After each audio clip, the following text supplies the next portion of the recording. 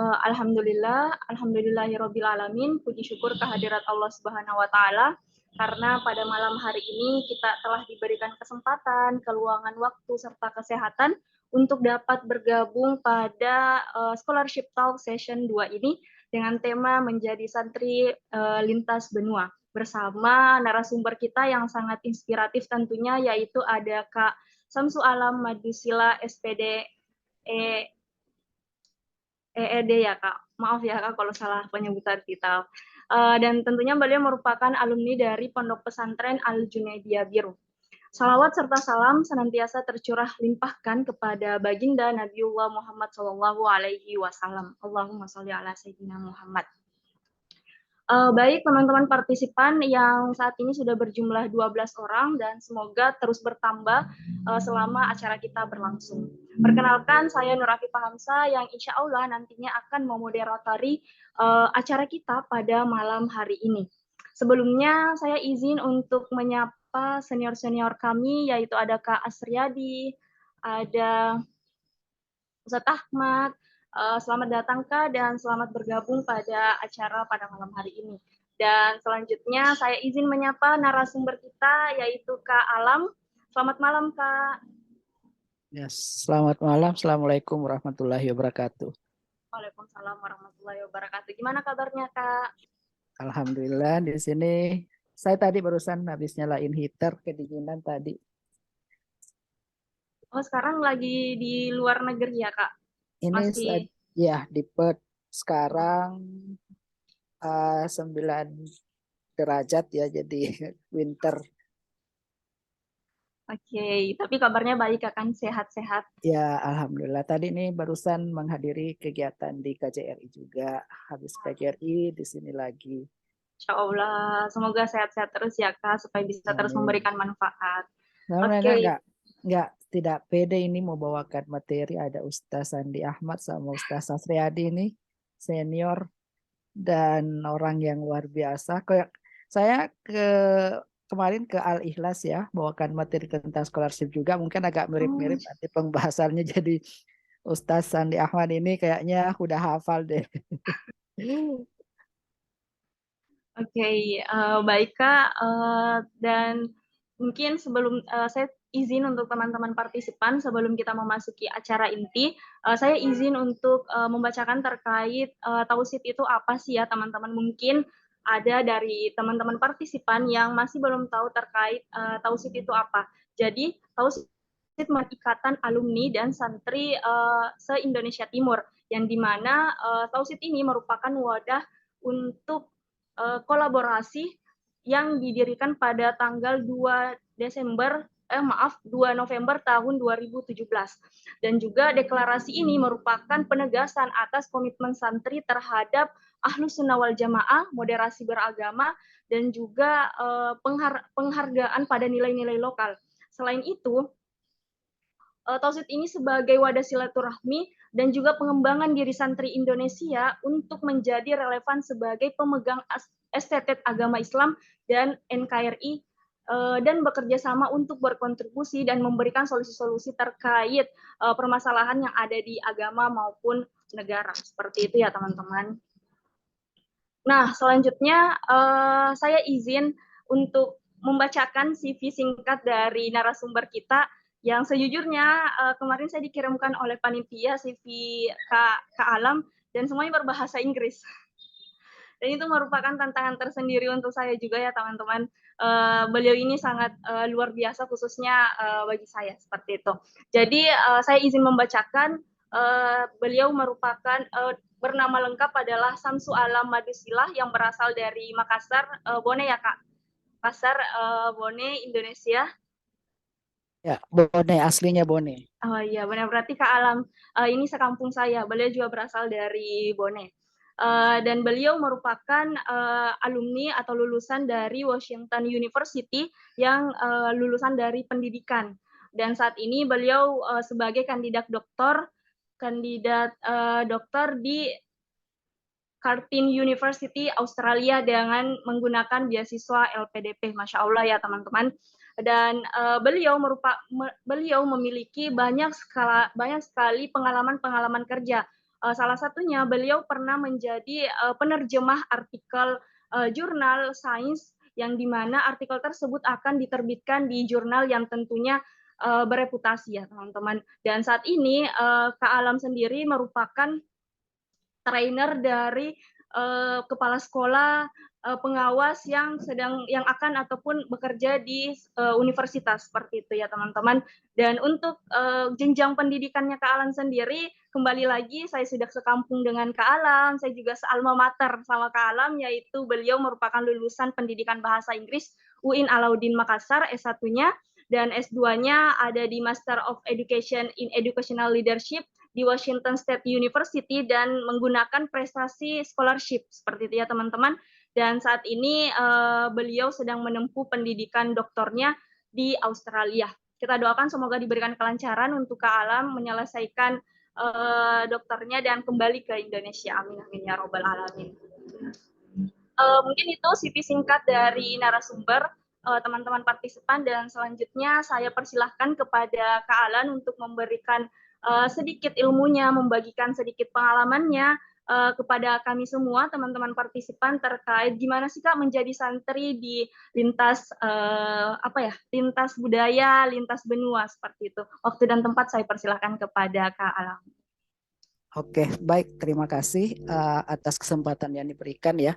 Saya sebenarnya baru tahu ya kalau ada organisasi ini, ada Tausid ya, dan ini merupakan wadah yang luar biasa sebenarnya bagi kita santri khususnya di Indonesia Timur untuk saling kenalan, saling berbagi, dan ada kemungkinan untuk kita bersama-sama berkolaborasi.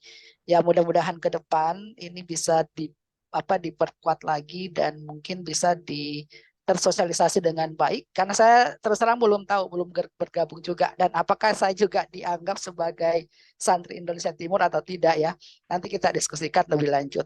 Nah, terkait tema dari apa yang akan kita laksanakan pada malam hari ini terkait santri ya, karena saya selalu teringat dengan salah satu ya wakil rektor dari IAIN Palopo ya, pernah mengatakan begini, kalau kita sudah berkecimpung di dunia santri, maka sekali santri kita akan tetap santri bagaimanapun keadaannya. Dan itulah yang saya bawa sampai ke Amerika dan sampai ke Australia juga. Dan itu menurut saya bisa. Nah, untuk relevansinya mungkin saya bisa share screen dulu ya. Saya pernah menulis, oh ini masih disable. Belum bisa, oke sudah bisa mungkin ya. Ya,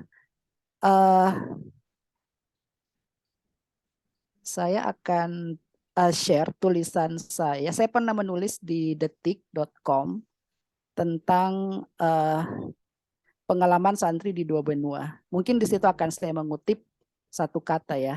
Oke. Ini adalah tulisan saya baru-baru terbit. Ini sudah kelihatan ya?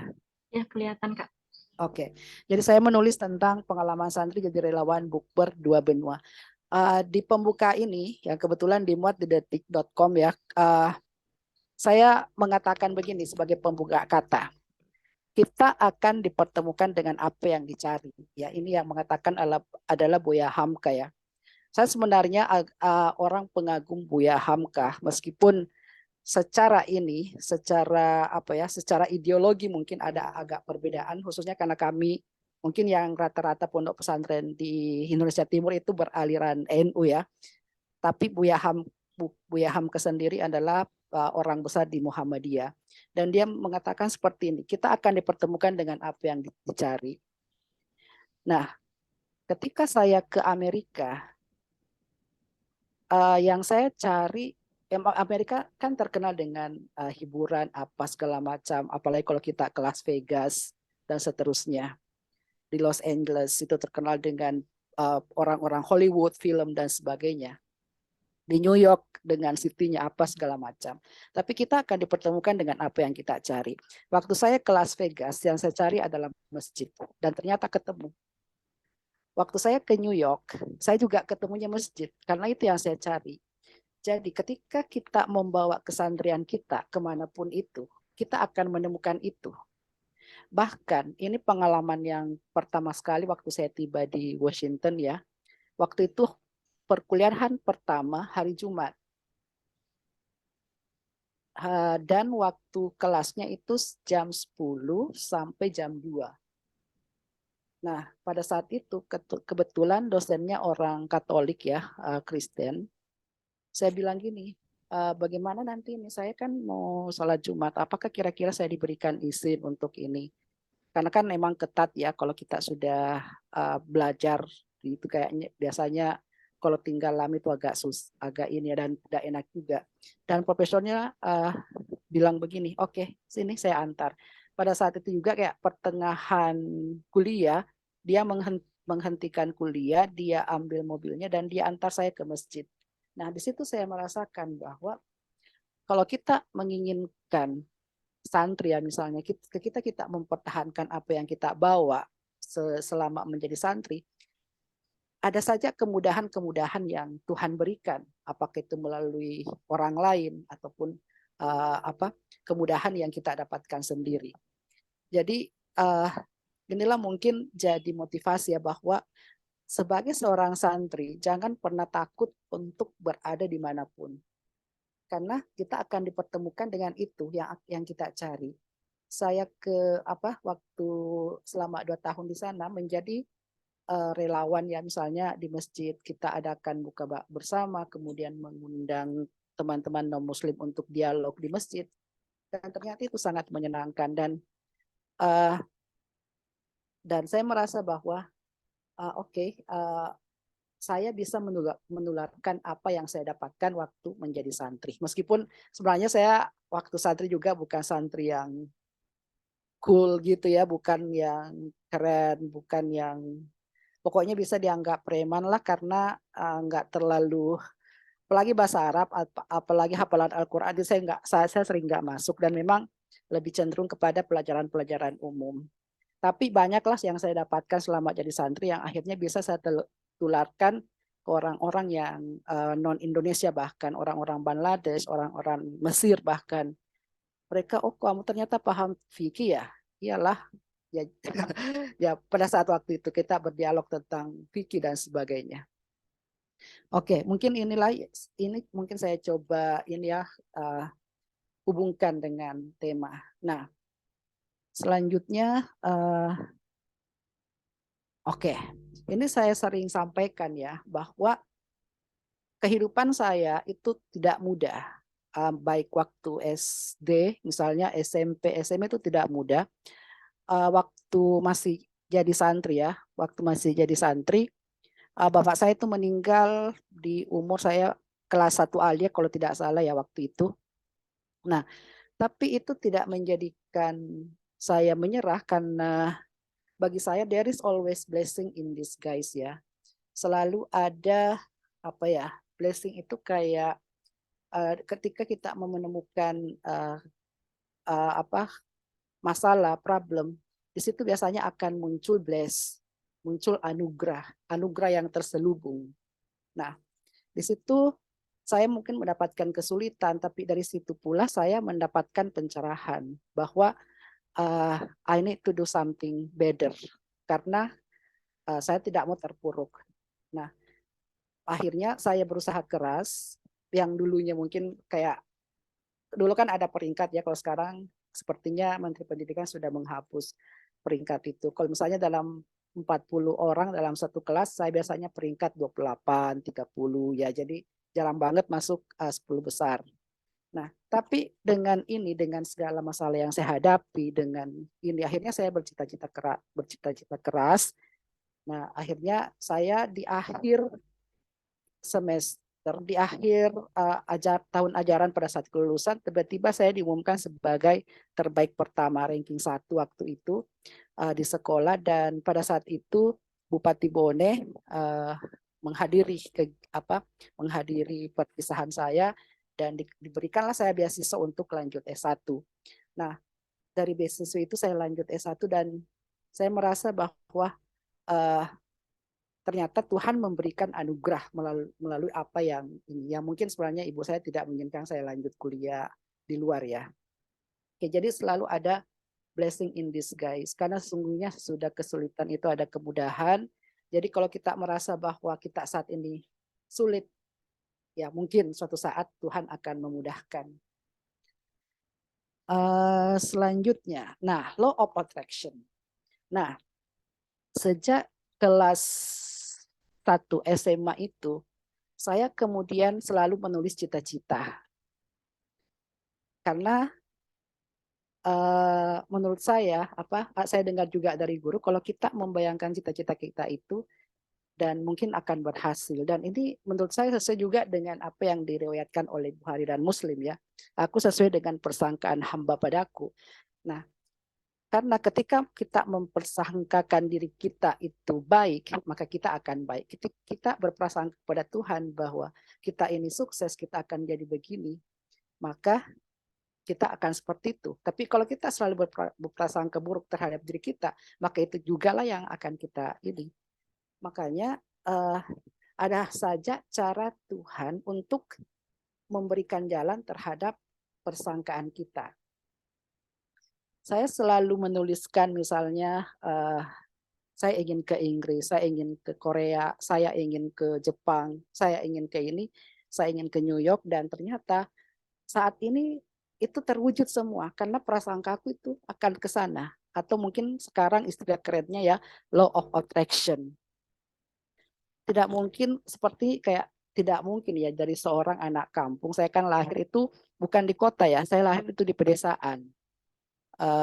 Itu kayak satu jaman lah dari Bone. Saya lahir di sana, sekolah SD itu hanya 7 orang, kemudian saya lanjut di kota. Jadi rasanya tidak mungkin dari anak kampung kecil yang bisa menjelajahi Korea, bisa ke Jepang, bisa ke Amerika, sekarang di Australia, dan seterusnya. Sepertinya anak kecil yang dulu itu tidak mungkin bisa mendapatkan sertifikat dari University of Cambridge yang nah ini yang tidak saya masukkan ya. Saya sebenarnya juga ada dari teaching certified dari University of Cambridge UK sebelum lanjut S2. Jadi kalau kita berprasangka baik, maka Tuhan akan memberikan itu. Nah, ini mungkin bisa saya tampilkan foto-foto saya di Instagram ya, ada di Inggris, ada di Jepang juga, ada di Korea juga, ada di Amerika dan lain-lain. Ada di Grand Canyon malah. Jadi kita akan seperti itu. Dulu saya tuh selalu visualisasi ya mimpi-mimpi saya. Kayak menuliskan gitu.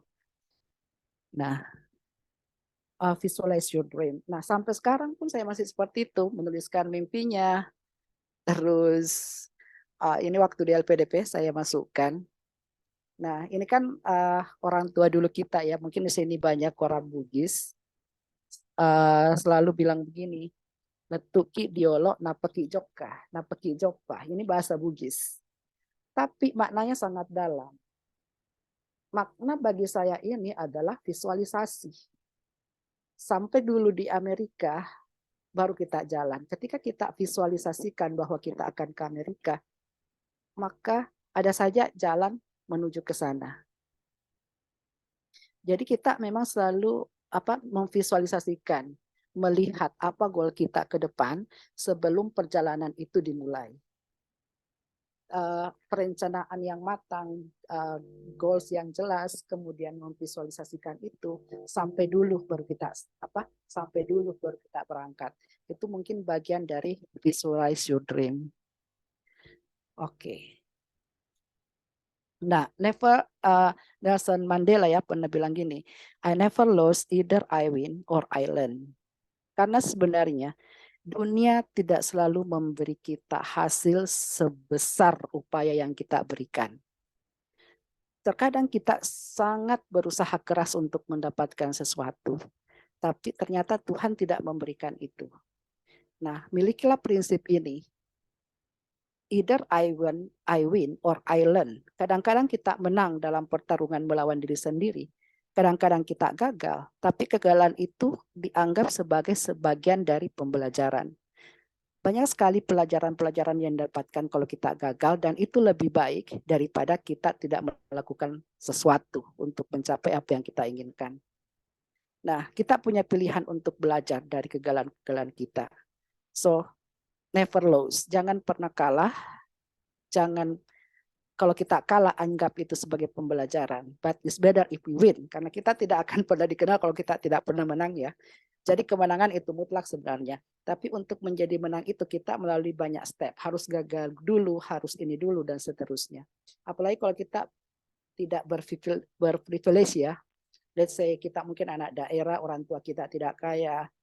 Kita harus berkali-kali lipat lebih berusaha keras dibandingkan mereka yang berprivilege. Tapi itu tidak bisa menghalangi kita untuk melangkah, untuk menang. But we have to kayak, oke, gagal lagi nggak apa-apa. Besok mungkin saya menang. Tapi kalau tidak menang ya kita melangkah lagi. Next, oke. Nah ini kita karena berbicara tentang beasiswa ya. What to do sebenarnya. Mungkin kita memimpikan, oke, saya ingin keluar negeri, saya ingin kuliah di Indonesia saja karena ini. Nah ini yang penting kita miliki ya. Yang pertama adalah language academic organization, dan saya rasakan sekali bahwa setelah saya punya bahasa, akademik saya bagus, kemudian organisasi saya bagus, pengalaman kerja dan sebagainya, ternyata ada yang kurang dulu waktu saya apply di kan ke Fulbright, pernah ke AAS juga dan sebagainya. Ternyata saya tidak menemukan support system yang baik. Makanya ini penting sekali ada support system. Apa itu support system? Support system itu adalah orang-orang yang memiliki visi atau mimpi dengan yang sama dengan kita. Ini yang kita bangun. Inilah orang-orang di sini yang akan mendengarkan keluh kesah kita, mendengarkan kegagalan kita. Mungkin kita kadang menangis karena kegagalan kita ke dia, tapi inilah yang akan membuat kita maju sebenarnya. Kalau hanya memiliki lanjut misalnya akademik organisasi, mungkin kita bisa, tapi itu akan semakin maksimal kalau ada support system. Jadi apapun yang akan kita lakukan, entah itu dalam suatu pekerjaan, mencapai mimpi yang lain, memiliki usaha yang ingin kita bangun, milikilah support system yang untuk mendukung itu. Apalagi dengan beasiswa. Ketika kita mulai belajar bahasa misalnya, yes, you can study alone, tapi kita juga butuh seseorang sebagai partner kita. Oke, besok kita belajar apa? Yuk belajar bareng dan sebagainya. Nah, saya merasakan sekali ketika ada teman belajar untuk mencapai skor misalnya, itu kita akan termotivasi. Begitu pula dengan akademik. Ketika di akademik kita down, ada orang-orang support system ini yang akan membantu kita. Di organisasi juga seperti itu. So, miliki bahasa, miliki akademik, miliki organisasi yang baik dulu sebelum melangkah ke jenjang berikutnya kayak mau mendaftar beasiswa dan seterusnya, tapi berbarengan dengan ada support system. Oke, selanjutnya ini mungkin saya tidak tahu ini kata-kata dari mana ya, tapi selalu terngiang-ngiang di kepala saya. Lebih baik kamu menyesal karena kamu gagal, itu menunjukkan jika kamu telah mencoba sesuatu, daripada kamu menyesal karena tidak melakukan apa-apa. Dan yang saya tangkap ya dari selama saya menjadi santri juga, selama saya membaca Al-Quran juga, hadis dan ini kalau bahkan kita lihat Nabi Musa ya, Nabi Musa bagaimana terjalannya perjalanannya. Dari situ saya belajar sebenarnya bahwa Allah itu tidak menunggu keberhasilan kita. Yang Allah ingin lihat itu bagaimana kita berproses. Allah tidak menginginkan kita untuk berhasil jadi ini, jadi apa, tapi Allah menginginkan bagaimana kita berproses menuju ke situ. Gagal atau tidaknya itu persoalan belakang, tapi itu yang ingin Allah lihat. Itu yang ingin Tuhan lihat. Jadi semakin kita banyak berproses, semakin kita banyak mencoba berbuat baik kepada orang lain, rajin, disiplin dan sebagainya dalam proses itu, maka saya berasumsi bahwa semakin banyak kita mendapatkan pahala ya. Tapi ini saya tidak tahu ya, karena di sini juga pasti teman-teman alumni pesantren semua, jadi pasti lebih ini. Dan ini sangat debatable, sangat bisa diperdebatkan. Dan itulah kenapa saya mencintai pendidikan, karena semakin kita menemukan kebenaran sebenarnya semakin baik untuk kita perdebatkan. Nah, dari situ mungkin sebagai orang-orang pesantren ya, sebagai santri, don't stop on the truth. Jangan jangan kita sampai puas dengan sebuah kebenaran, tapi cari celah kenapa itu benar, kenapa tidak benar, dan seterusnya. Itulah mungkin tujuan sehingga kita selalu diperintahkan untuk menuntut ilmu, karena ketika kita menganggap bahwa sumber kebenaran itu ada, baik dari buku-buku maupun guru kita, kecuali Al-Quran ya, maka disitulah kita akan mulai buta. Kenapa pendidikan di Indonesia kemudian menurut saya terbungkam, tidak berkembang, karena kita pernah dibungkam dalam pendidikan kita. Kita menganggap bahwa buku-buku atau guru adalah sumber kebenaran, padahal sebenarnya banyak sumber kebenaran. Kita pun bisa jadi sumber kebenaran kalau kita mencari. Oke, demikian mungkin pengantar. Selanjutnya kita bisa diskusi untuk lebih lanjut. Ya, terima kasih.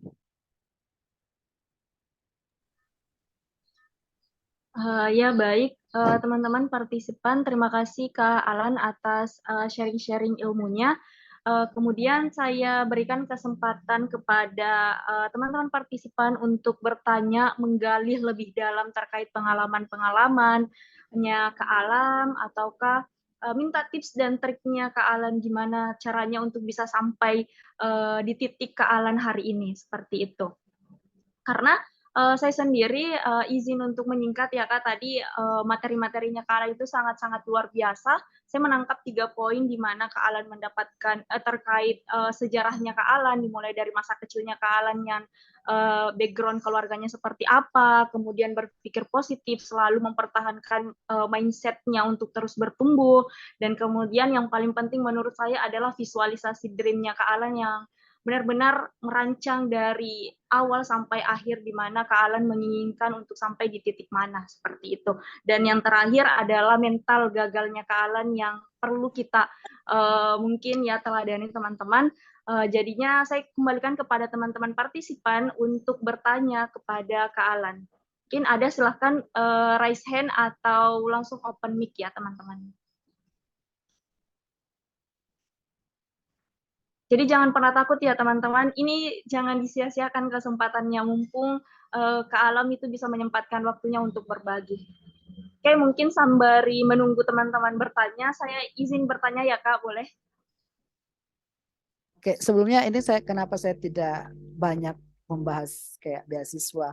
Sebenarnya itu sudah ada di semua kan di websitenya. Jadi saya artinya ketika saya menyampaikan itu, saya menghalangi teman-teman untuk berproses. Oh ya, benar sekali. Betul-betul Kak. Jadi itu sebenarnya ada tujuan tersendiri dari kalian kenapa tidak materi-materinya atau slide-nya itu tidak terlalu panjang teman-teman. Jadi Kak Alan itu memang memberikan kesempatan kepada kita seluas-luasnya untuk bertanya kepada Kak Alan. Mungkin di sini ada teman-teman yang saat sedang ingin mendapatkan beasiswa atau ingin kuliah di luar negeri dengan beasiswa, silahkan bertanya dengan Kak Alan seperti itu. Jadi mungkin ada teman-teman silakan ya open mic-nya atau langsung on cam.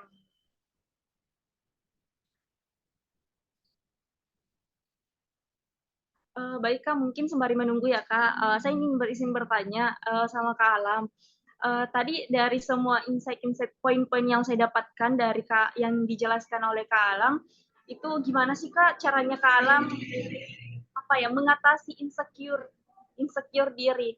Karena pasti kan perjalanannya Kak Alam itu dari kecil, dari S1, S2, dan S3 menemui banyak sekali orang, dan tentunya pasti kita sebagai manusia pernah merasa insecure seperti itu, Kak. Oh ya, ini saya soalnya baru 2 hari yang lalu ya kalau tidak salah saya tentang bahas insecurity di story saya, di story Instagram saya. Ya, ya untuk mengatasi insecurity ya, yang paling penting sebenarnya kita tidak cuek aja dengan itu semua. Karena ketika kita punya goals kita jelas, apa yang ingin kita capai itu jelas, otomatis kita tidak akan mendengarkan pendapat-pendapat orang lain. So I do what I want, and I ignore what people think about me. Ya, meskipun waktu S1 ya, mungkin saya agak insecure karena maklum ya, saya ngambil jurusan bahasa Inggris dan kita tahulah gimana kalau kita dari pesantren pada waktu itu belum cukup bekal. Nah, tapi teman-teman pun banyak yang sudah hebat, bahkan ada yang dari Kediri, saya belum apa-apa, tapi itu sebenarnya menjadi motivasi bagi saya bahwa uh, I can beat you, seperti itulah.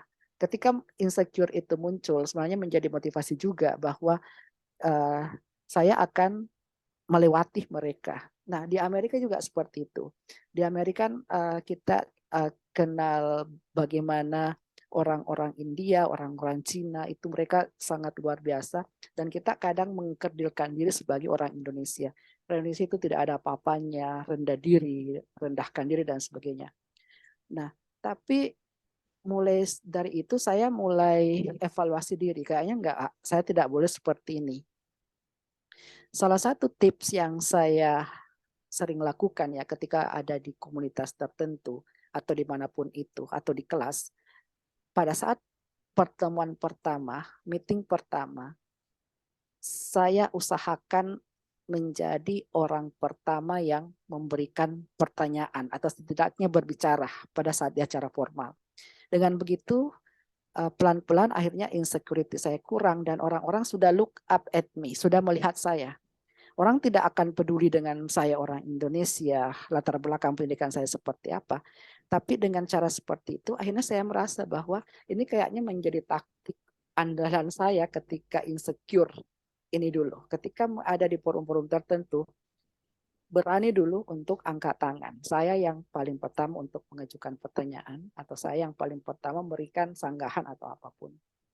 Dan akhirnya waktu S2, dengan cara seperti itu dan D3 juga dengan cara seperti itu akhirnya orang mendekat. Oh, saya mau belajar mau ini, padahal kemampuan saya juga nggak seberapa sebenarnya. Tapi itu mungkin menjadi salah satu cara bahwa kita harus percaya diri, bahwa kita harus membawa diri bahwa you don't have to know who I am, tapi look at my quality.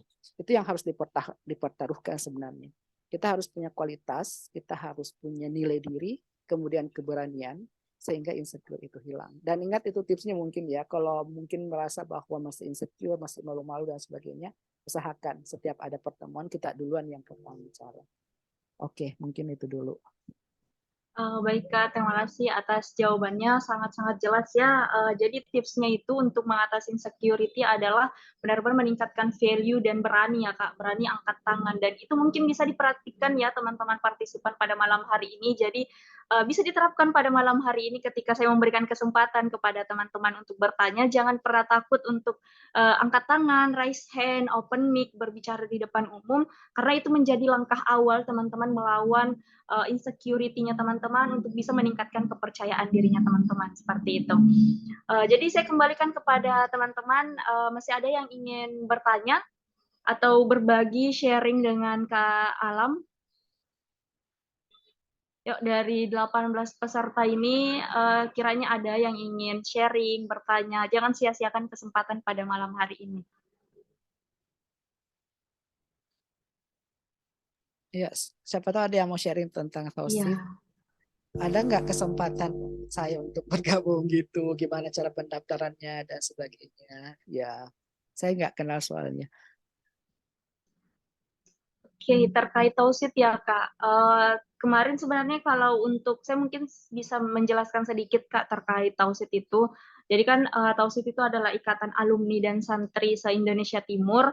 Tausit ini di apa ya? Dideklarasikan pada saat kegiatan pada 2 November. Saya lupa pada di Makassar atau di mana pada saat itu yang di mana dinakodai oleh Kadarul Ma'arif Asri seperti itu. Jadi mungkin pertanyaannya Kak Alam tadi bahwa apakah saya masih dianggap sebagai anggota dari Tausit atau cara pendaftarannya seperti apa?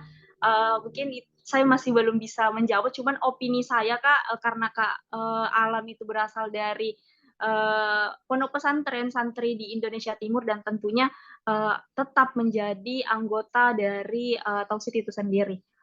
Atau mungkin saya berikan kesempatan oleh siapa kakak kami di sini. Oh ya ini dijawab oleh Tausid. Eh, Katanya untuk Tausid itu tidak ada pendaftaran sama sekali, Kak. Tidak ada pendaftaran sama sekali. Jadi ketika santri yang memang berasal dari pondok pesantren yang ada di Indonesia Timur, maka otomatis santri tersebut menjadi anggota di Tausid. Seperti itu, Kak. Ya, oke, baik. Terima kasih. Ya, mungkin ada pertanyaan lagi atau bagaimana? Sudah cukup? Yuk, teman-teman, kalau masih belum ada yang ingin bertanya, saya izin bertanya lagi ya, Kak, terkait tadi sudah dijawab terkait insecurity, cara membangun kepercayaan diri. Nah, ini terkait visualisasi dream-nya Kak Alam. Itu kan tentunya harus merancang. Berarti Kak Alam dari S1 sudah dapat beasiswa. Itu beasiswanya tidak terduga atau memang dari ceritanya Kak Alam tadi itu tidak terduga ya Kak beasiswanya. Langsung diberikan oleh Bupati Bone sehingga itu mungkin menjadi motivasinya Kak Alam ketika S2 S3 harus beasiswa harus melanjutkan pendidikan dengan beasiswa juga Kak atau seperti apa? Ya, sebenarnya itu agak, saya kan di zaman saya tidak semasif sekarang ya, beasiswa ada di mana-mana, Ya, bahkan betul. S1 mau ke luar negeri pun sekarang sudah bisa. Di Kartini ini banyak sekali anak-anak Indonesia yang S1 dengan beasiswa BIP kalau tidak salah ya, yang eh, banyak sekali ternyata. BPI ya Dan Kak. ya BPI. Anak-anak S1 sudah banyak. Ada yang dari pesantren juga dan ada dari SMA juga. Dan saya mengatakan kepada mereka dulu waktu kami mau S1 nggak tidak ada beasiswa seperti ini. Dan itu sangat terbuka bagi semua warga negara Indonesia, khususnya mungkin yang di daerah itu peluangnya lebih banyak kalau ingin lanjut S1 ke luar negeri. Nah, di zaman saya tidak ada, jadi kayak mau kuliah kuliah pun itu masih susah. Jadi ibu pun kan waktu itu single parents ya, jadi kayak oke, nanti kamu sekolah di Bone saja, apakah dia IAIN apa waktu itu STAIN ya atau STKIP atau bagaimana. Nah, pada waktu itu saya ingin bersikeras untuk lanjut di Makassar. Ya, cita-citanya dikit sekali, belum keluar Jawa, belum sampai ke Ashar dan sebagainya. Ah, dan pada saat itu kan ibu saya tidak hadir pada saat saya dipanggil sebagai santri terbaik dan penerima beasiswa. Dan pada saat setelah terima itu saya pulang bahwa saya mendapatkan beasiswa. Nah, mungkin ibu saya langsung bilang gini, oke kalau gitu nanti kita akan usahakan bagaimana kamu supaya lanjut kuliah karena ini mungkin sudah rezeki kamu untuk kuliah. Dan akhirnya saya ada restu karena beasiswa itu. Dan akhirnya mau lanjut S2 dan S3 juga selalu berusaha untuk mendapatkan beasiswa.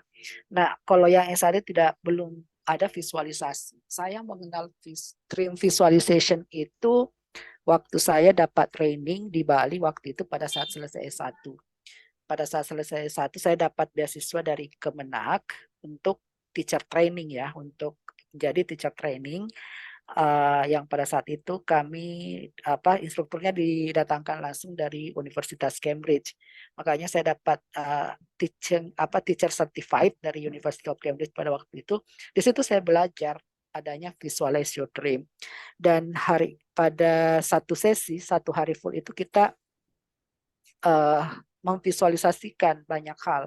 Kita gunting-gunting gambar, kemudian ditempel dan sebagainya. Hari itu saya menempelkan uh, New York, saya menempelkan patung Liberty, saya menempelkan buku bahwa nanti saya akan memiliki satu buku. Dan itu akhirnya saat ini udah terwujud semua. Apa yang saya tempel itu lebih dari 10 item itu sudah terwujud semua. Saya sudah menerbitkan satu buku, kemudian menulis di koran, kemudian bisa mengunjungi patung Liberty. Pada saat itu saya menulis juga saya ingin menjadi konselor atau coach untuk orang-orang yang levelnya di atas saya. Itu juga terwujud dan banyak banyak banyak hal yang lain lagi yang saya tempel dan terbukti bahwa apa yang saya cita-citakan dulu itu terwujud dan sampai saat ini. Baik Kak, ini ada pertanyaan yang masuk Kak, cuman dia ngechat di room chat hanya ke saya. Dia bertanya seperti ini Kak, terkait dream-nya Kak Alam itu mau ke luar negeri, itu gimana caranya meyakinkan keluarga? Katanya di sini Kak Alam bahwasanya ibunya single parent. Apakah mentalnya untuk meninggalkan keluarga itu sudah disiapkan sebelum mendaftar kuliah atau mendaftar beasiswa seperti apa Kak? Karena beliau ini mungkin sepertinya mau mendaftar beasiswa juga dan ke luar negeri, akan tetapi masih berusaha untuk meyakinkan keluarga. Oke, kalau ini banyak kasus yang kayak gitu ya, kayak saya juga sering dapat curhat-curhatan secara personal terkait bagaimana cara meyakinkan keluarga. eh Kenapa mungkin ibu saya luluh waktu itu? Karena saya membuktikan bahwa saya bisa. Jadi sebelum kita approach ke orang tua, pembuktian dulu. Apa yang bisa kita buktikan? Ketika kita sudah bisa membuktikan sesuatu, dan dari situ mungkin orang orang tua kita akan yakin. Tapi dengan approach yang lebih nih, saya mampu, saya bisa, dan seterusnya. Diperlihatkan dulu apa yang kira-kira bisa membuat orang tua kita melihat bahwa anak ini betul-betul berkemauan keras.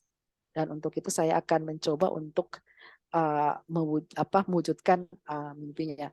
Ya, uh, sebagai anak ya kita tentunya pengen kita ingin berbakti kepada orang tua, tapi uh, ya kita juga mempunyai mimpi sendiri, dan kita tidak selamanya bersama dengan orang tua. uh, Ya dengan segala pencapaian saya meyakinkan orang tua meskipun berat ya, tapi akhirnya orang tua saya lulu. Jadi waktu saya mau berangkat kemanapun, akhirnya ibu saya bilang gini, saya akan mengizinkan kamu kemanapun mau pergi selama itu untuk pendidikan. Selama tujuannya untuk pendidikan, saya akan membiarkan dimanapun kamu pergi. Yang penting bukan untuk ini. Nah, pada saat mau daftar beasiswa S3 kan, nah sebenarnya agak agak terlambat beasiswa S3-nya. Pada waktu itu sebenarnya ibu saya melarang saya untuk jangan dululah, temani saya dulu. Nah, akhirnya kan ibu waktu itu masih sering sakit kan, saya temani ke rumah sakit, dan saya minta izin lagi bahwa kayaknya sudah waktunya saya untuk lanjut lanjut S3. Ibu saya bilang begini, laksanakan kalau kamu mau. Uh, 3 hari setelah pengumuman lulus, tiba-tiba ibu dipanggil kan, ibu meninggal pada saat itu, dan sudah merestui, betul-betul sudah merestui, yang sebelumnya melarang karena ia ingin ditemani. Jadi meskipun kita memiliki mimpi seperti itu, ada saatnya kita harus tunduk dan menemani orang tua. Dan selama 2 tahun saya temani orang tua, tidak kemana-mana. Bahkan saya kemarin di Indonesia ya, saya dapat panggilan kerja di Deloitte di Jakarta, tapi ibu saya bilang jangan dulu temani saya karena ya mungkin dia sudah menebak bahwa itu adalah saat-saat terakhirnya. Tapi at the end akhirnya dia mengizinkan karena mungkin dia sudah tahu bahwa tidak lama saya lagi pergi dan seharusnya anak saya mendapatkan apa yang dia impikan. Nah, kembali ya, jadi yang pertama itu meyakinkan dan membuktikan bahwa kita betul-betul bisa, kita mampu, dan apa yang mereka ingin, apa yang ingin kita capai itu real, jelas dengan jalan yang kita tempuh. Ya, mungkin itu. Baik, terima kasih Kak untuk jawabannya. Jadi itu ya tadi untuk saudari yang bertanya. Jadi silakan yakinkan orang tuanya terlebih dahulu. Berarti saya rasa ini seperti meyakinkan untuk interview beasiswa juga ya Kak. Kita harus dilihat kesiapannya seperti apa untuk diberikan beasiswa, sama dengan keluarga kita harus dilihat bisa untuk melanjutkan pendidikan. Iya, sepertinya seperti itu. Ya kita pembuktian dulu di Iya, kemanapun betul. secara realistis kan. Karena kalau hanya bayang-bayang kelihatan, oh saya mau begini, mah gini-gini, tapi mereka nggak lihat jelas itu apa, ya mereka juga akan bertanya-tanya. Oke, baik Kak. Ini selanjutnya ada pertanyaan lagi Kak yang masuk. Wah ini kok semuanya ikut-ikutan apa ya, ngechat pribadi gitu. Jadi buat teman-teman kalau misalnya memang takut silakan, chat saya ya, di box. Di sini ada yang bertanya, Kak, "Assalamualaikum, Kak, mau bertanya setelah dapat beasiswa dan lulus S3, apa yang akan Kak, Alan lakukan dan, dengan cara apa dan di mana?" Seperti itu, Kak. Oke, ini sebenarnya terkait dengan idealisme ya. Hmm, nah, ini mungkin juga bagian bentuk dari kekecewaan orang tua kepada saya ya, karena saya itu memang tidak pernah ada keinginan untuk menjadi seorang PNS. Uh, Kakak di atas saya itu PNS, kemudian adik saya pas di bawah saya juga PNS, saya berada di tengah-tengah dan memang tidak pernah ada keinginan untuk jadi PNS.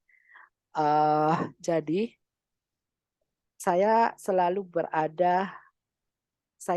ingin memposisikan diri di zona yang tidak nyaman. Jadi saya tidak tahu akan kemana nanti. Tapi saya yakin kalau saya punya kualitas, dengan mudah orang akan melirik saya.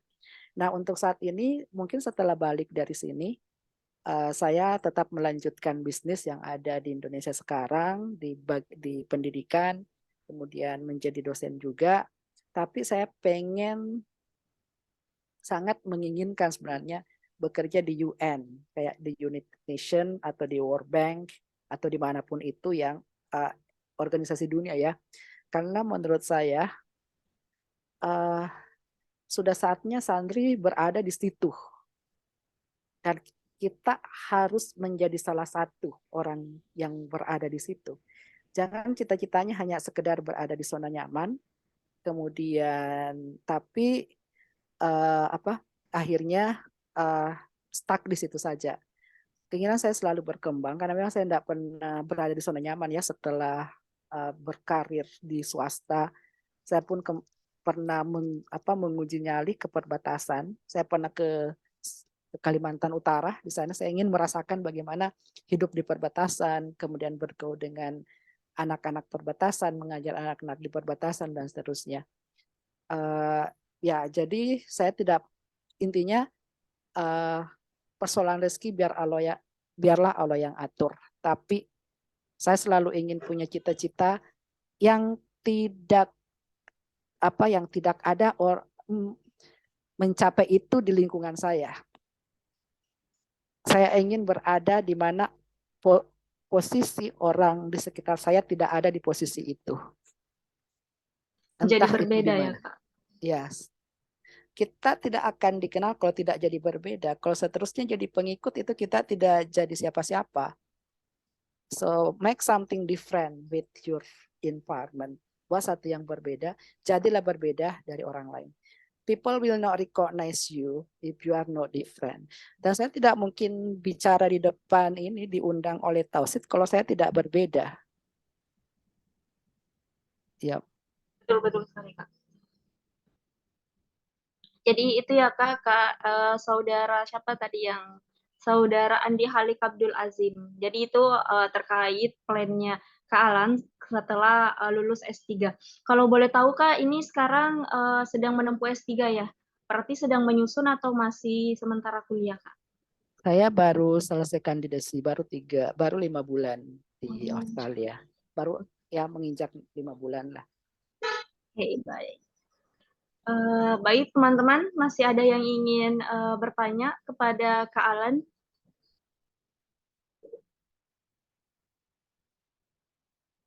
Ya, kalau misalnya tidak bisa chat, silakan on cam atau on mic ya teman-teman.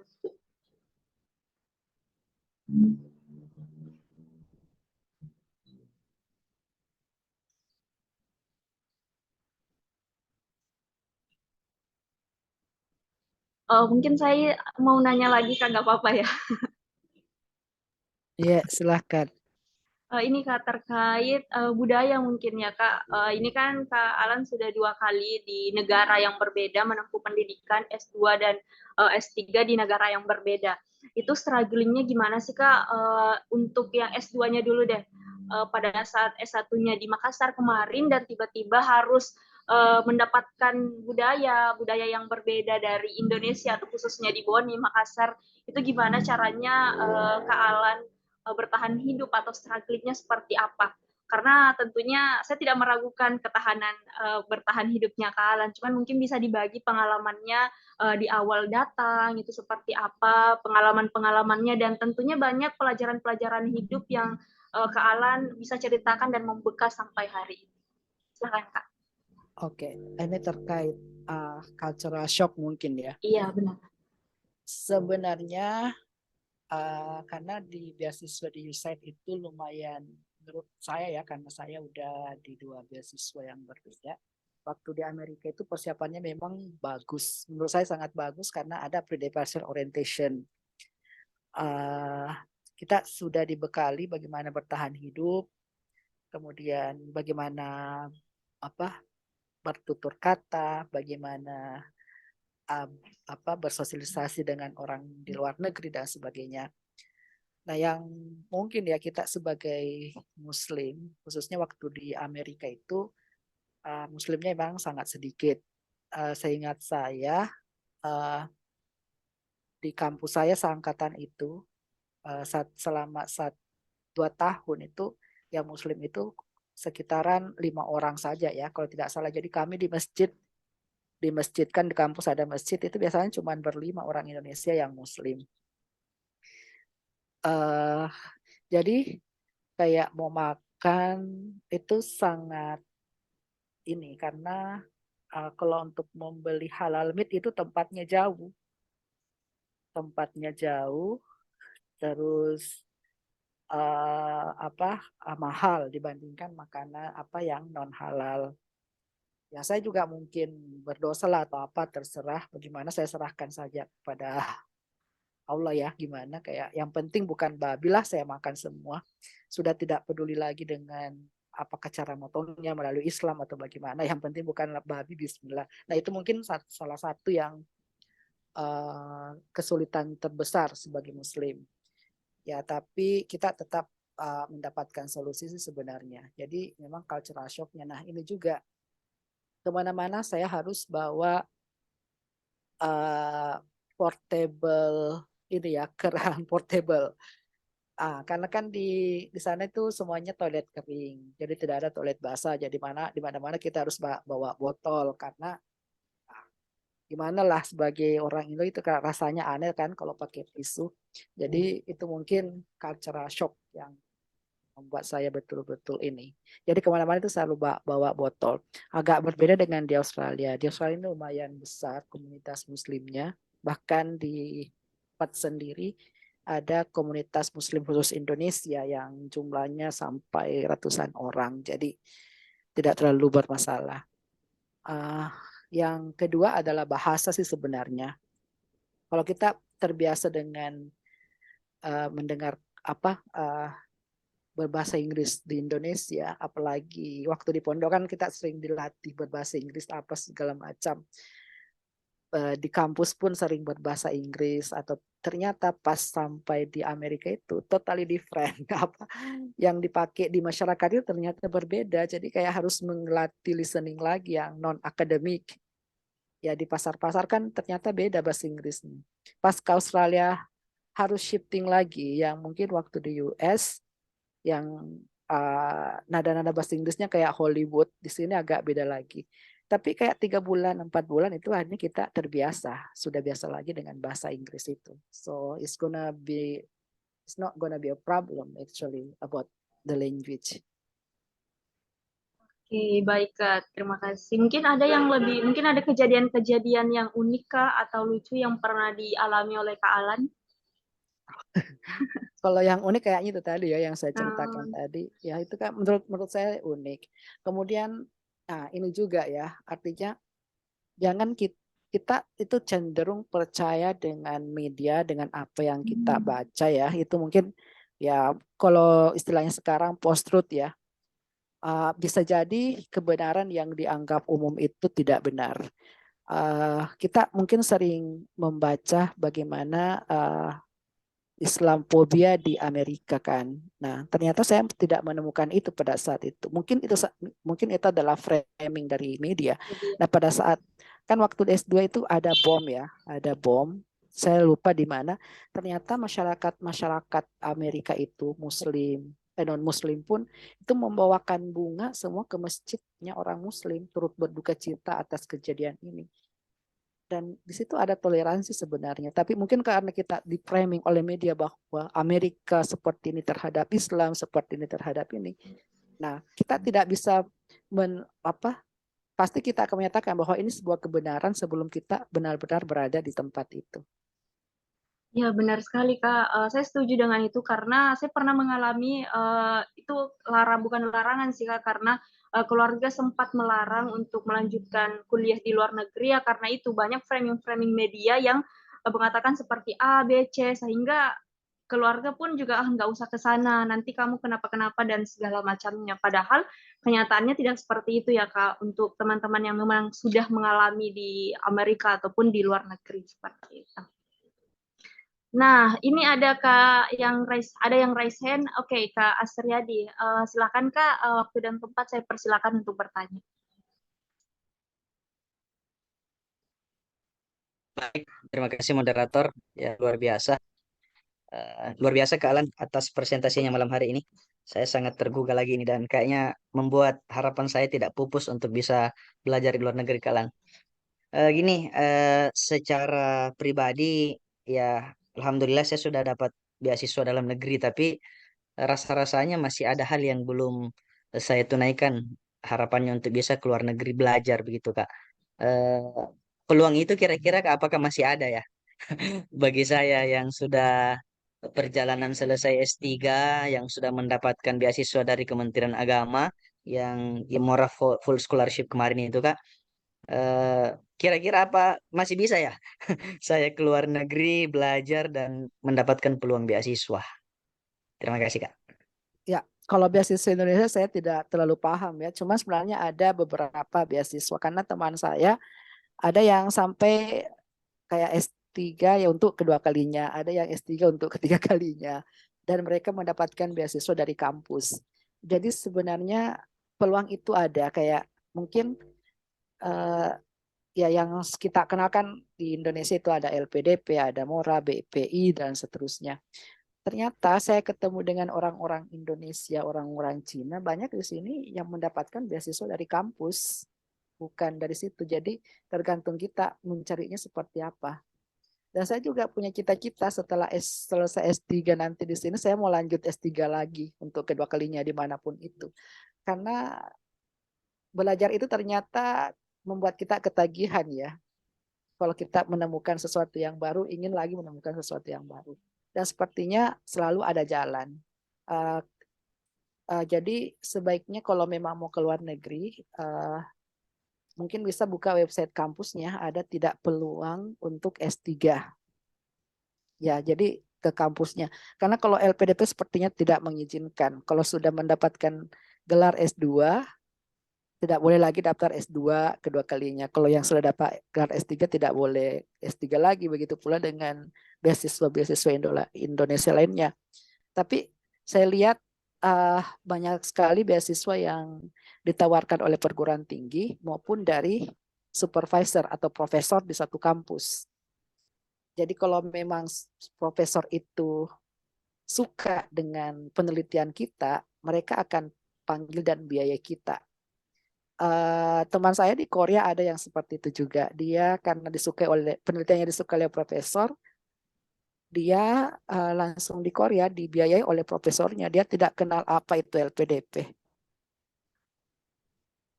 Ya, jadi peluang itu selalu ada. Kita cari saja di kampusnya, apakah kampusnya yang memberikan beasiswa atau profesornya yang suka dengan penelitian kita dan memberikan beasiswa. Ya, saya juga masih ingin belajar sebenarnya. Mungkin setelah ini cari lagi beasiswa kemana gitu ya. Ini kan ini ya uh, perintah agama juga. Jangan pernah berhenti untuk menuntut ilmu. Ya, jangan sampai berhenti menuntut ilmu sampai ilmu yang menuntut kita gitu ya. Oke, Ba- mungkin itu. Baik, itu Kak jawaban dari Kak Alan. Gimana Kak Asriadi? Oke, terima kasih Kak atas jawabannya. Dan mungkin saya sedikit menginformasikan juga ya sama teman-teman partisipan pada malam hari ini ya benar sekali Kak kalau izin LPDP itu ya Kak itu sebenarnya sudah tidak ada untuk double degree. Cuman kemarin terakhir saya lihat updatean untuk batch 2 tahun 2023 ini ternyata sudah ada double degree Kak dengan persyaratan sudah mendapatkan LOA dari kampus tujuan seperti itu. Jadi semisal kita sudah S2 ataupun S3 dan kemudian mau S2 lagi, S3 lagi, bisa menggunakan beasiswa LPDP dengan syarat teman-teman sudah mendapatkan LOA dari kampus tujuan. Dan kampus tujuannya itu hanya diperuntukkan untuk luar negeri, seperti itu, Kak. Wah, luar biasa ya. Semoga kita masih ada nanti pada saat saya sudah lulus. Ya, Ya, seperti itu. Jadi mungkin teman-teman masih ada lagi yang ingin bertanya. Karena ini juga bahas tentang scholarship talk ya Kak, mungkin saya ingin menyinggung sedikit gimana sih Kak, kan ini S2-nya Kak Alan itu prestasi scholarship ya Kak, itu kalau boleh tahu itu beasiswa apa ya Kak? oke. Jadi ini sama dengan Aminep sebenarnya kayak Fulbright juga. Nah, cuman bedanya kalau Fulbright kan itu departemen pendidikannya kalau tidak salah. Sementara saya kan USAID, USAID itu departemen luar negerinya. Sayang sekali USAID itu saya angkatan terakhir. Kenapa? Karena tiba-tiba bantuan luar negeri pada waktu Donald Trump ya jadi presiden tiba-tiba dihentikan. Jadi saya jadi angkatan terakhir untuk USAID prestasi ini. Tapi mudah-mudahan karena sekarang bukan lagi Donald Trump ya, semoga ke depannya terbuka lagi. Uh, itu untuk beasiswa USAID. Cuman untuk persyaratannya, cara pemilihan kampusnya persis sama dengan Fulbright. Nah, kalau di LPDP kan kita yang nyari sendiri kampusnya sampai dapat. Nah, kalau di Fulbright atau USAID itu ditangani oleh IIF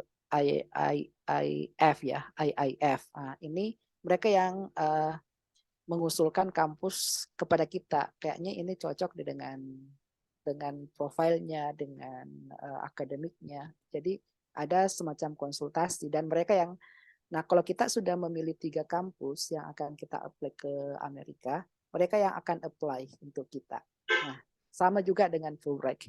Jadi teman-teman yang mau di Fulbright, ya sekarang masih ada. Prosesnya seperti itu, lebih mudah. Kita dapatkan list beasiswa yang kerjasama dengan itu, kemudian kita konsultasi, kemudian dipilih 3 dari kita, nah mereka yang daftarkan. Oke, baik Kak, terima kasih untuk jawabannya. Jadi untuk teman-teman yang saat ini mungkin masih di pondok atau sedang menjalankan S1-nya ya dan ingin melanjutkan pendidikannya dengan beasiswa kembali, itu kata Kak Alan itu banyak sekali beasiswa yang bertebaran di Indonesia khususnya saat ini dan kita sisa mengusahakan untuk mencari informasi seperti itu karena banyak teman-teman yang sekiranya mau mendapatkan beasiswa tapi kurang mencari informasi seperti itu. Nah, ini ada pertanyaan, ada yang raise hand dari Ustadz Andi Ahmad. Saya persilahkan Ustadz waktu dan tempatnya. Halo, Assalamualaikum Kak Alan. Salam, ketemu lagi kita. Ini di pondok berarti ya. Saya di Kendari Kak Alan. Oh, luar biasa, kemana-mana ya. Saya sebenarnya tidak ada pertanyaan ini, hanya mau menyapa saja. Kangen sama Kak Alan. Oh, Iya, Luar biasa ya, kemana-mana. saya hanya mau tanya ini Kak Alan, proses membawa keluarga sudah sejauh mana Kak Alan? Siapa tahu ada gambaran juga nanti. Seperti apa sekarang prosesnya Kak Alan yang perencanaannya untuk membawa keluarga. Ya itu aja Oke. sih. Kak Alan. Oke, ini persoalan membawa keluarga ya. Saya belum membawa keluarga karena memang di LPDP kan nanti di tahun kedua. Nah, sekarang ini lagi proses mengumpulkan uang sampai 200 juta untuk biaya asuransi. Nah, untuk bawa keluarga itu di Australia lumayan berat ya, karena asuransi keluarga yang multifamily itu kalau dirupiahkan sekitar 210 juta ya untuk S3. Kalau misalnya tinggal 3 atau 4 tahun, tapi kalau S2 mungkin lebih kurang dari itu, mungkin 150 atau 100 jutaan mungkin cukup untuk Oh, asuransi. itu untuk 2 tahun Kak Alan ya? Iya, itu tergantung berapa tahun sebenarnya. Oh iya, iya. Ya, beda mungkin saya harus ngumpul sampai 200 juta dulu baru bisa bawa keluarga ke sini. Terus ini lagi yang kalau di Australia yang lagi menjadi masalah sebenarnya adalah housing ya, rumah. Ini sekarang perumahan di Australia itu betul-betul krisis. Jadi ada beberapa teman yang sudah bayar asuransi, visanya sudah ada, tidak dapat, tapi belum berangkat, keluarga belum berangkat ke sini karena tidak dapat rumah. Oh, Persaingannya sangat ketat, biasanya ngantri ya kadang sampai 20 orang, 30 orang yang antri untuk satu rumah. Nah, nanti landlordnya kan akan seleksi siapa yang paling banyak mungkin penghasilannya itu yang akan diterima untuk masuk ke perumahan itu. Ke rumah maksudnya itu. ini posting untuk yang berkeluarga, Kak? Iya, yang berkeluarga. Kalau yang untuk sendiri-sendiri masih bisa lah, masih dapat. Tapi itu pun saat ini sudah susah. Karena di Perth sendiri setiap hari itu kita lihat beritanya itu kayak 1.000 orang yang masuk setiap hari. Begitu pula di kota-kota lain. Apalagi kalau kayak Sydney, di Melbourne ya, itu mungkin lebih parah. Nah, teman-teman itu strugglingnya sekarang cari rumahnya. Jadi kayak ada yang 3 bulan, 2 bulan baru bisa dapat rumah karena antriannya panjang sekali. Ya, dan itu sih persiapan memang ya asuransi kan itu besar juga. Kemudian rumah yang jadi masalah sekarang. Nah, saya masih belum mencari rumah juga karena memang planningnya tahun depan dan rencana mungkin penelitian saya di Indonesia sudah di ACC oleh supervisor bahwa penelitian saya nanti di Makassar. Jadi mungkin setelah penelitian baru merancang lagi untuk ke depannya. Setelah melihat bagaimana strugglingnya untuk membawa keluarga. Oh iya. Nanti penelitiannya di ujung, Kak. Nah, saya ini soalnya penelitianku tidak terkait dengan pesantren lagi. Oh, begitu. Iya, iya.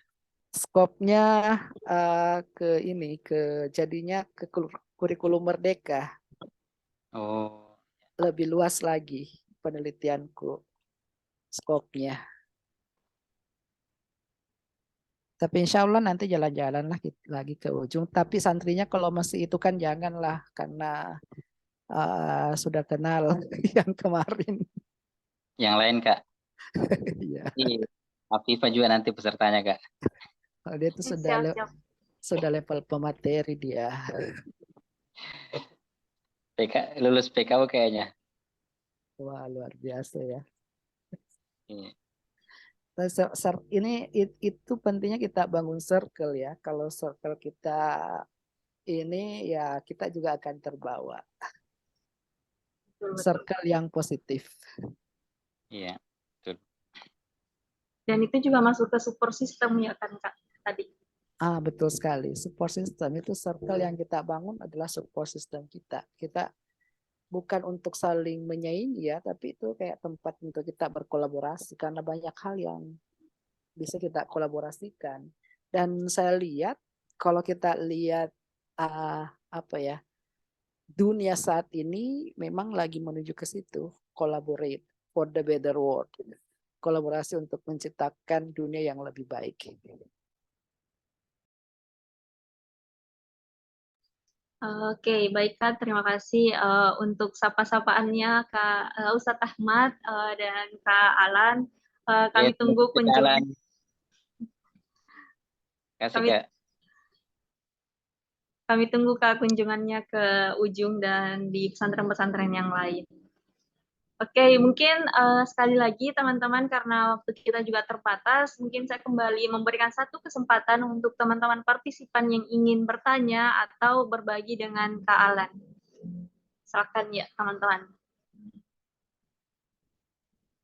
Oh iya Kak, ini mungkin pertanyaan hampir saya lupa. Pertanyaan yang saya simpan dari beberapa hari yang lalu. Saya ingin tanyakan karena kan di sini Kak Alan background-nya pendidikan bahasa Inggris ya Kak waktu S1. Nah, saya ingin bertanya sepenting apa sih Kak belajar bahasa itu khususnya bahasa Inggris. Di sini kan kalau Kak Alan memang background-nya belajar bahasa Inggris selama 4 tahun gitu loh kita bilangnya seperti itu. Nah, bagaimana dengan kami yang lulusan pesantren dan kemudian mengambil jurusan-jurusan misalnya ilmu Al-Quran dan tafsir, hadis misalnya, yang kemudian ingin melanjutkan pendidikan dengan beasiswa, yang dimana kita ketahui bahwa salah satu persyaratannya adalah bahasa Inggris, Kak, seperti itu. Jadi mungkin dari sudut pandangnya Kak Alan itu seperti apa, Kak? Atau mungkin bisa memberikan sedikit suntikan semangat untuk teman-teman yang background-nya dari bahasa yang lain untuk dapat mempelajari bahasa Inggris. Oke, nah ini yang mungkin tidak banyak orang ketahui ya, bahwa ketika kita jurusan bahasa Inggris pun itu sebenarnya jauh berbeda ketika kita akan tes bahasa Inggris internasional. Di pendidikan bahasa Inggris misalnya yang kita pelajari adalah cara mengajar, cara bahasa Inggris yang dasar. Ketika kita tes bahasa Inggris seperti IELTS dan TOEFL, banyak yang non bahasa Inggris lebih unggul, yang lebih bagus bahasa Inggrisnya daripada kita, lebih nilai tesnya daripada kita.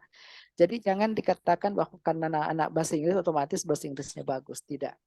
Malah untuk tes sebenarnya yang biasanya unggul itu malah anak-anak teknik, malah anak-anak eksat yang selalu tinggi nilai tesnya, apakah di IELTS atau TOEFL. Kenapa? Karena pola pikir yang terbentuk, mindset yang sudah terbentuk itu adalah mindset tes. Sementara kita yang di bahasa Inggris bukan mindset tes yang terbentuk, tapi mindset speaking, mindset mengajar, dan seterusnya. Jadi tidak ada kata bahwa saya non bahasa Inggris saya tidak bisa, tapi siapapun kita pasti bisa, karena apalagi tesnya itu hanya sekedar pola. Dan at the end ketika kita di luar negeri, orang nggak peduli lagi dengan berapa skor mau masuk sini dan sebagainya. Jujur, saya waktu mau ke US, nilai tes saya itu mungkin paling rendah di antara teman-teman yang lain yang sama-sama berangkat di US. Tapi pas di US, saya bisa katakan bahwa IPK saya tertinggi dari semua teman-teman yang bareng berangkat itu. Karena akhirnya test is a test. Kemampuan bahasa Inggris is another thing. Ya. Jadi kalau memang tujuannya bahasa Inggris untuk ke luar negeri, sebaiknya ignore dulu untuk saya harus pintar speaking, harus pintar debat, tapi fokuskan kepada tesnya saja, karena itu dulu. Kalau sudah misalnya sudah bisa dites, kalau speakingnya mau dikembangkan silahkan, kalau yang lain mau dikembangkan silahkan.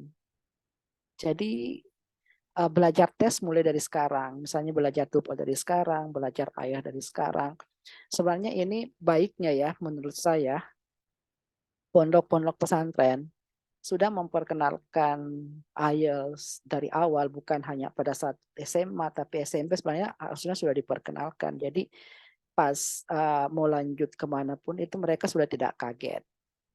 Nah, kalau bahasa Inggris kita, saya tidak tahu sekarang ya, tapi kalau dulu itu kan masih fokus reading lah, apalah yang kadang kita tidak jelas maunya apa, padahal kalau memang pesantren targetnya ingin anak-anak santrinya ke luar negeri misalnya, sudah diperkenalkanlah tes-tes yang mengacu kepada international test. Ya, mungkin itu. Jadi tetap optimis ya, kalau tips saya mulai dari sekarang belajar formula tesnya aja kalau memang keinginannya untuk tes. Nanti di belakang yang lain. Karena begini, orang yang tidak pernah belajar bahasa Inggris, orang yang tidak pernah kursus bahasa Inggris, pada saat keluar negeri, mereka sudah pintar, sudah bisa, pasti bisa. Karena tidak ada pilihan lain, kita harus komunikasi. Jadi kita akan mencari bagaimana caranya mengucapkan ini supaya mereka paham. fokus di tes aja dulu untuk saat ini mungkin ya yang ada keinginan untuk luar negeri. Fokus belajar formula tes TOEFL seperti apa, tes IELTS seperti apa. Setelah kita mantap formulanya, mungkin bisa dikembangkan dengan yang Ya, baik Kak. Terima kasih untuk jawabannya. Jadi itu ya teman-teman, silakan plankan dari sekarang, siapkan dari sekarang. Mungkin di sini ada yang betul-betul terunggah dengan penyampaiannya Kak Alan dari awal sampai akhir dan kemudian menjadi sebuah impian. Saya juga ingin kuliah di luar negeri. Nah, teman-teman bisa persiapkan dari sekarang, mulai dari tes bahasanya dan persyaratan-persyaratan berkas lainnya. Nah, di sini ada yang bertanya lagi, Kak, standar nilai tes IELTS berapa? Itu mungkin tergantung dari kampus apa beasiswanya ya, Kak? ya betul. Jadi ini tergantung dari kampus ya. Dan untuk LPDP sendiri itu kalau tidak salah S3 7 ya. Kalau S2 6,5 ya untuk luar negeri. Tapi kan ada afirmasi ya. Saya enggak tahu kalau santri sekarang kayaknya tidak ada ya. Tapi mungkin bisa di beasiswa lain. Tapi rata-rata S2 itu 6,5, kalau S3 7. Di kampus karena persyaratan kampus pun seperti itu. Jadi yang mau masuk perguruan tinggi S2 di Australia atau di Inggris itu 6,5. Kalau yang S3 7 sampai 7,5 tergantung kampusnya. Kalau di Oxford misalnya itu yang S2 pun 7 ya, harus 7. Kalau di Harvard itu yang S2 juga harus 7. S3 itu 7,5 atau 8. Itu tergantung kampusnya lagi.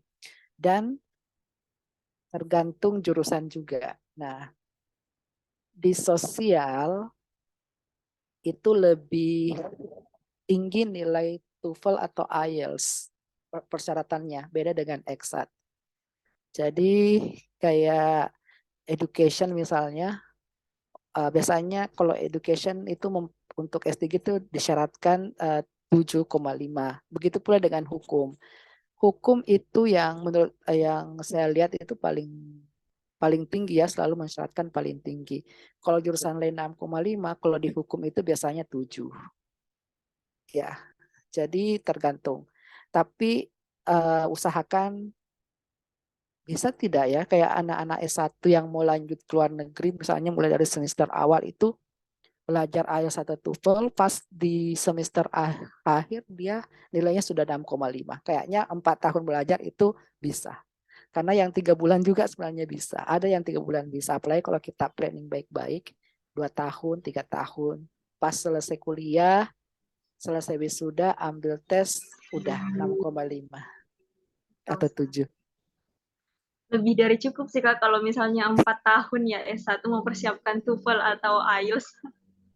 Nah, itu tadi.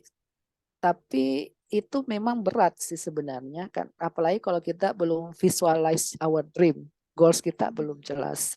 Itu sebenarnya tugas dari tugas dari sekolah juga sebenarnya untuk membuat peserta didik di sekolah untuk meraih untuk mereka mau kemana. Dan pada saat SMA harus disiapkan apa. Pada saat kuliah kamu nanti seperti apa. Itu sebenarnya tugas kita ya sebagai pendidik. Betul sekali, Kak. Nah, itu teman-teman mungkin yang disampaikan oleh Kak Alan terkait persiapan bahasanya dan skor-skornya. Jadi teman-teman yang memang ingin mempersiapkan bahasa, sekali lagi saya ingatkan jangan pernah menyerah untuk mencari informasi, jangan pernah capek. Kalau misalnya teman-teman punya dream-nya mau ke luar negeri, mau dapat beasiswa, berarti teman-teman harus berusaha mencari informasi seperti itu. Mungkin karena kita dibatasi oleh waktu ya Kak, terakhir saya mungkin bisa minta ke Kak Alan untuk closing statement untuk pertemuan kita malam hari ini. Dan sebelum itu saya izin untuk meringkas materi-materi yang disampaikan oleh Kak Alan tadi yang benar-benar mengunggah kita semua, khususnya saya pribadi, di mana Kak Alan itu menceritakan mulai dari privilege-nya tentang keluarga yang menjadi motivasi ataupun langkah awal Kak Alan semangat untuk menempuh pendidikan terus-menerus, dan kemudian Kak Alan dengan segala prasangkanya, mindset positifnya yang terus dibawa hingga hari ini. Dan yang paling penting adalah visualization dream visualization, itu dimana kita memplankan kegiatan-kegiatan kita, dream-dreamnya kita mau seperti apa dan jadi apa. Dan yang terakhir adalah yang saya catat adalah mental gagalnya Kak Alan, bahwasanya ketika kita gagal ya tidak apa-apa untuk bersedih, tidak apa-apa untuk bersedih, akan tetapi tetap bangkit lagi dan coba lagi seperti itu. Dan yang terakhir adalah mempersiapkan terkait langkah-langkahnya seperti bahasa, akademik, organisasi, dan yang paling penting adalah support system. Bagaimana teman-teman bisa memilah dan memilih terkait circle dan teman-teman yang memiliki visi dan misi yang sama dengan teman-teman dalam meraih mimpinya, seperti itu. Dan mungkin terakhir Kak, saya persilahkan kepada Kak Alang untuk memberikan closing statement-nya. Waktu dan tempat saya persilahkan. Oke. Apa yang sudah saya sampaikan mungkin akan saya ulang kembali ya, bahwa there is always a blessing in disguise. Selalu ada anugerah dari kegagalan kita, selalu anugerah dari kehidupan kita, dan jangan pernah melihat jangan pernah melihat bahwa kita tidak mampu, ya. Tapi jangan juga menginginkan diri seperti orang lain, ya. Miliki jalan sendiri, milikilah jalan kita sendiri, karena kita tidak akan bisa menjadi orang lain. So, talking about yang tadi ya tentang insecurity, juga saya pernah ngepost juga bahwa dulu kita hanya bisa melihat kayak Maudy Ayunda, Nadiem Makarim yang bisa sampai ke top-top university, tapi ternyata ada anak buahnya dari UIN kemarin ya kalau tidak salah itu Ya, betul, Kak. bahkan bisa ke Stanford dan Harvard yang juga dilolosi oleh Maudy Ayunda. Edisul Isdar Kak namanya. Oh ya. Beliau kebetulan 1 KM. Keren itu anak. Maksud saya gini, kita dari UIN, kita dari kampung, dari Bone, itu tidak ada masalah. It is okay kalau kita cemburu atau mungkin iri ya, atau mungkin insecure dengan orang-orang yang di perguruan tinggi yang bisa yang ke top-top perguruan tinggi di Indonesia. Kita hanya mungkin masih di sekitaran UIN atau asal kampung kita masih di Bone, kita bukan orang Jawa yang mungkin fasilitasnya berbeda. Ya, kuliah di top-top university itu memang memberikan kesempatan kita untuk enlarge our networking misalnya, untuk memberi pembekalan lebih banyak dibanding yang mungkin ini. Tapi that's not itu tidak kayak yang di kampus biasa-biasa itu tidak bisa seperti itu. Orang yang mungkin di kampus biasa-biasa saja memanfaatkan semua fasilitas yang ada, bernetworking, kemudian keluar dari kampus mereka, itu bahkan bisa mengalahkan anak-anak yang di kampus top. So it's not about where are you from, kampus kita berasal dari mana, daerah kita berasal dari mana, tapi it's about how we go. Itu tentang bagaimana kita berangkat, bagaimana kita visualize, bagaimana kita melihat peluang-peluang yang ada. Kayaknya kita bisa sampai ke situ. So use everything, like peluang-peluang itu kita lihat, kemudian kita jalani, dan kita bisa sampai ke sana juga. Karena banyak kan juga yang di kampus-kampus top tidak menggunakan semua peluang-peluang itu. Dan ini yang mungkin saya praktekkan sekarang. Selama di Australia ini, saya masuk kayak di entrepreneurship hub atau organisasi entrepreneurship, keagamaan dan sebagainya. Karena at the end of the day, orang tidak akan melihat dari mana kita berasal, orang tidak akan melihat dari kampus mana kita berasal, tapi orang akan melihat kualitas kita secara pribadi. Orang akan melihat value yang kita miliki. karena bagaimanapun juga yang di kampus-kampus itu hanya 2 tahun, 3 tahun kan, kalau mau S2, kemudian S3 4 tahun. That's only a little bit of our process, tapi proses kita yang paling banyak itu adalah kehidupan kita ke depannya. Oke, mungkin seperti itu closing statement saya. Baik, luar biasa sekali. Terima kasih Kak Alan untuk closing statement-nya. Dan terakhir, kita di penghujung acara, saya mohon kepada teman-teman untuk bisa on cam ya, kita sesi dokumentasi. Yang bisa on cam, saya beri waktu 30 detik untuk teman-teman persiapkan posisinya. Yang laki-laki silahkan latihan senyum, yang perempuan silahkan persiapkan hijab. Yuk, dan juga di sini sudah ada link untuk bergabung di grup Tausid, Kak Alan. Dan teman-teman yang masih belum follow sosial media dari Tausid, baik itu Instagram maupun YouTube, silahkan di-follow dan di-subscribe untuk bisa melihat, memantau kegiatan-kegiatan selanjutnya yang akan diadakan oleh Tausid. Seperti itu. Baik, di sini sepertinya sudah banyak yang on cam. Saya minta tolong kepada operator untuk screenshot ya.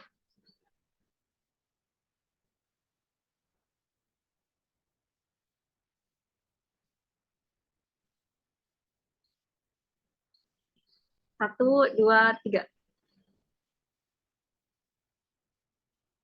Oke, gimana operator? Aman? Ahmad Tahsisul gimana? Oke, aman-aman. Baik, terima kasih untuk teman-teman partisipan pada malam hari ini yang sudah meluangkan waktunya sampai acara selesai. Dan terima kasih khususnya kepada narasumber kita, Kak Alan, sudah meluangkan waktunya untuk berbagi ilmunya, sharing sama kita-kita semua. Dan semoga Kak Alan senantiasa sehat selalu, dimudahkan pendidikannya, dan juga segera membondong keluarga ke mana Kak? Ke Australia ya. Amin ya rabbal alamin. Baik, terima kasih. Itu dari kami. Ya ini silahkan teman-teman subscribe ya channel YouTube-nya Tausid @tausidofficial 2959. Baik, saya selaku moderator mohon undur diri dan terima kasih. Wassalamualaikum warahmatullahi wabarakatuh. Waalaikumsalam warahmatullahi wabarakatuh. Thank you Kak Alam.